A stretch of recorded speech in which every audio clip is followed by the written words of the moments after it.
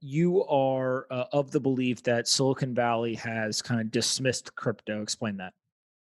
No, yeah, for sure. But this is, again, just like my last argument, DeFi is just way too tiny for Silicon Valley to care. And so this is why. And so Bitcoin is probably dismissed as, it's just for people who hate governments and super libertarian, and it's not the end consumer.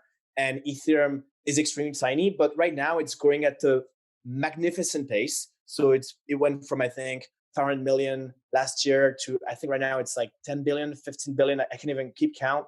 But there was this famous video of Shamat that you got on your podcast, the billionaire. He said he didn't know about DeFi. And it's funny because I think it's going to become a household name probably next year. Maybe not a household name because it's still a geeky term, decentralized, but I think some DeFi products will cross the chasm very soon. And so the reason why Silicon Valley dismisses it is simply because, the value being exchanged and locked is ridiculous compared to Bitcoin, which is still ridiculous compared to traditional finance. But the rate at which it's growing is enormous. Just like Jeff Bezos, I think he said in the 90s, I started Amazon where the internet was kind of dead, but it was growing at 19,000% a year. And we are at this time. Ethereum is growing at 19,000% a year or something. Maybe I'm exaggerating, but it's growing really fast. And this is the reason why it should not be dismissed. And some amazing, maybe next FANG companies are going to be built.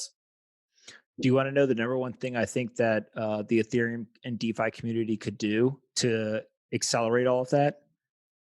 Yeah, please do.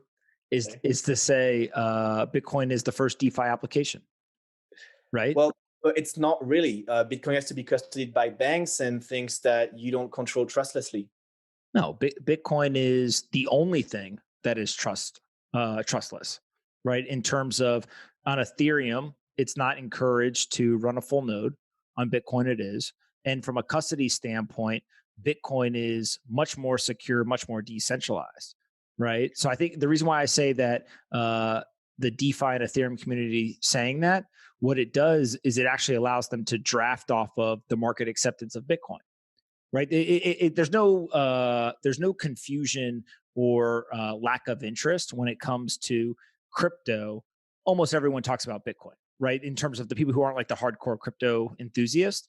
And so what I think is rather than trying to say, hey, we're different, what you really want to do is you want to basically say, no, look, we're just like Bitcoin and we're smaller and we're going to grow to be that size one day too. Right. Because that would represent from a market cap standpoint, I think what Ether's like 1/10 the market cap of Bitcoin. Yeah, but it's going to flip it. Is it? Yeah, of course. Like the internet flipped gold ages ago. And I mean, yeah, it's inevitable to me. And I don't. But hold on. Did the internet flip the global money supply? No, but that's also an Ethereum task. Bitcoin is not global money supply. Bitcoin is digital gold. Why is it not money? It's not money because you can't spend it every day. So that's medium of exchange. Is that a requirement for your definition of money? But all right. So I'm going to give you an economics lesson. Ready? If you go down this path, Bitcoin is used how much more than Ethereum every day or Ether every day? I think the Ethereum fees flipped the Bitcoin fees. And actually, I think Uniswap now equals Bitcoin. So Ethereum not only is equally decentralized, not exchange. Now Uniswap flipped Bitcoin as well. Hold on. Not exchange volume. We're not talking about exchange volume. We're talking about actual on-chain transaction volume. So not trading, right? Yeah, but the gas fees actually outpace Bitcoin for Uniswap, which is just one protocol on Ethereum. And the crazy part is that, Bitcoin wants to rely on block space value, but Ethereum has more expensive block space value. Just imagine the price of block space value that's going to be much more than Bitcoin when Ethereum flips Bitcoin. Are you making the argument that more people use Ether than Bitcoin right now? Maybe not, but I don't have, maybe you have one statistic that would be against me, but no. So if you go and you use adjusted on-chain transactions, do you use Bitcoin every day? I just don't understand. You store Bitcoin, I guess. Well, hold on a second. So there's two pieces. First of all, a store of value, right? Holding on to it is a use case, right? Same with Ether, right? If Ether wants to be a store value and a medium of exchange, holding it is a use case, fair, right? Yeah. But the second piece is the adjusted on-chain transaction volume. So if you take out all the exchanges and anything going in and out of exchange, wallets, all that kind of stuff. So right, I think it's Coin Metrics has this stat, and you look at Bitcoin's transaction volume on chain with all that removed. It's called the adjusted on-chain transaction volume. It is more than the amount of volume that's done on PayPal, Venmo, or Apple Pay last year. Right. So 2019, more people used the Bitcoin network for transaction volume that was not going in and out of exchanges or using on exchanges, but actual some sort of transaction. Now, what it is, we don't know. Right. Same with Ether. Like for a lot of the transactions, we don't actually know what are people sending it for. Right. But we do know that they're sending it. And so I think that the argument here, and this is kind of my point, is like making an argument that Ether is used more than Bitcoin, I think is one, data disproves that, but also two is rather than trying to make the flippening argument, instead what ends up happening is Ether and Ethereum is used for something completely different, right? And to your point, like there's things that people can do with Ethereum that you can't do with Bitcoin.